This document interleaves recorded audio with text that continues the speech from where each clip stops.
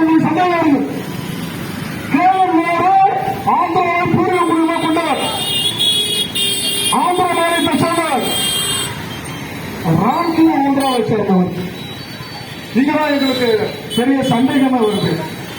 சென்னை மாநகராட்சி தொழிலாளர்களுக்கு 2000 தொழிலாளர்களுக்கு 21,000 மாசம் சொன்னா 48 கோடி ரூபாய் தான் தேவைப்படுகிறது. ஒதுக்கிற பணம் 270 கோடி ரூபாய்.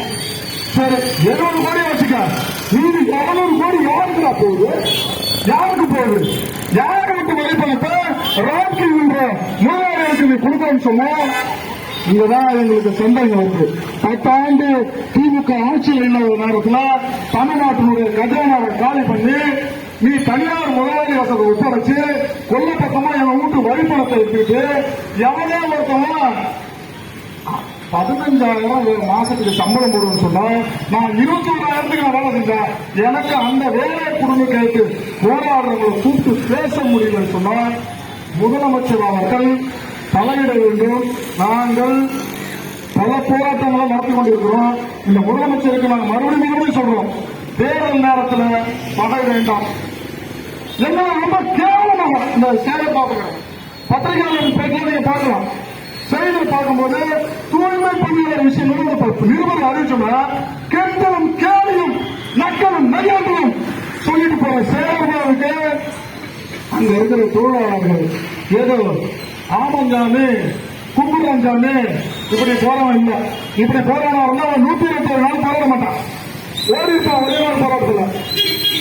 முதலமைச்சர் அவர்களே இந்த கேளும் கிண்டலும் செய்த உங்களுடைய அமைச்சர்களை கொஞ்சம் மரியாதையாக பேச சொல்லும். ஏன்னா தூய்மை பணியாளர்கள் கொரோனா நேரத்தில் என்ன செஞ்ச தூய்மை பணியாளர்கள், தூய்மை காவலர்கள், ஊராட்சியில் வேலை செய்த துப்புரவு பணியாளர்கள், நீங்க தான் கடவுள். நீங்க தான் உங்களை காலத்து பண்ண வந்த துபா. இது உங்க காலில் உங்க கையை பாட பூஜை நடத்தணும். மேல இருந்து இதுக்கு ஒரு படி தாண்டி மேல இருந்து வெளிநாட்டுல இருந்து பூவெல்லாம் போட்டு மரியாதை செஞ்சான். கிராமத்துல ஒரு கதை சொல்லுவாங்க, காரணம் ஒன்னா காலப்படி இல்லைன்னா எட்டி சிந்த புரியுமா. இப்ப என்னாச்சு நிலைமை? கொரோனா போச்சு, கொரோனா போச்சு, எல்லாம் சொல்ல பாருங்க. எல்லாரும் கட்டு போறாங்க. இங்க இனம் பிரச்சனை நீதி கேட்டும் உரிமை கேட்டும் என்னுடைய சட்டப்பூர்வ அதிகாரத்தை கேட்டும் என்னுடைய அங்கீகாரத்தை கூட என்னுடைய கௌரவம் நடத்து என்று சொன்னால் இவர்களுக்கு பிடிக்காது. நீ கௌரவம் நடத்தினால் கௌரவம் என்ன, நீதி என்ன, எங்களுக்கு சரவணைக்கு சரவணம் கொடு என்று சொல்லி கேட்டா என்ன நீ சங்கம் வச்சு போறாங்க, உன நான் அடைக்கிடுவேன், ஒதுக்கிடுமா, இந்த வேலையெல்லாம் வேணாம்.